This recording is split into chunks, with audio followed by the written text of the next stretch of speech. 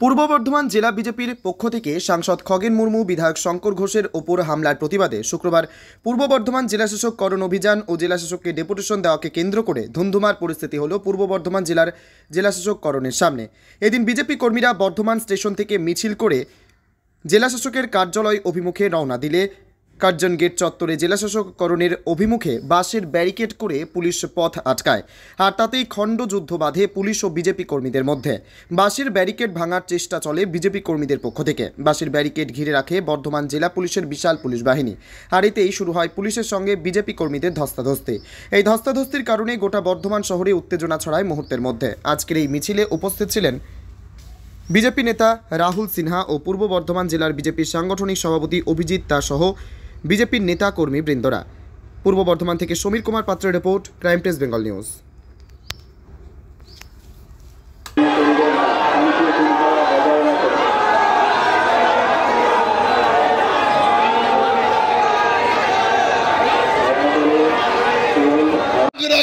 পৌঁছে গিয়েছে তৃণমূলের ঘুম ভাঙার আগে।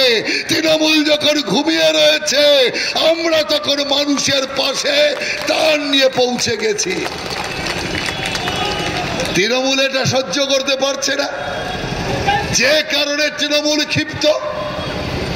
এই পার্টি কত বড় অসামাজিক পার্টি, নিজেরাও ত্রাণ দেবে না, আর অন্য কেউ বন্যার্তদের পাশে দাঁড়ালে সঙ্গে সঙ্গে তার বিরুদ্ধাচরণ করতে হবে।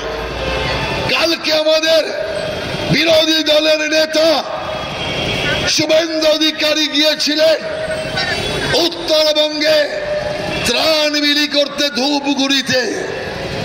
মানুষ হাসি মুখে সেই ত্রাণকে গ্রহণ করেছে। যাদের চরম ক্ষতি হয়েছে তাদের অর্থ সাহায্য দান করা হয়েছে। কিন্তু এই ত্রাণের মাঝে 4 জন তৃণমূল কংগ্রেসের শেখানো মহিলা, তারা ত্রাণ নিয়েছে, নিয়ে ত্রাণ ফেরত দিচ্ছে। কেন ফেরত দিল? যদি তাদের নেওয়ার ইচ্ছা না থাকতো তাহলে তারা আসতো না। যদি তাদের ইচ্ছে না থাকতো ওরা ত্রাণ নিয়ে চলে যেত না। ত্রাণ নিয়ে চলে যাবার পর তৃণমূল কংগ্রেস শাসিয়েছে, ঘর বাড়ি জ্বালিয়ে দেব। যদি বিজেপির ত্রাণ ঘরে ঢোকাও, বিজেপির ত্রাণ নেওয়া চলবে না, যাও ফেরত দিয়ে এসো। আর সেই 4 মহিলা ত্রাণ ফেরত দিতে এসছে। তাদের মুখমণ্ডল দেখেছেন, মুখের মধ্যে একটা হতাশা, বিরক্তির ভাব।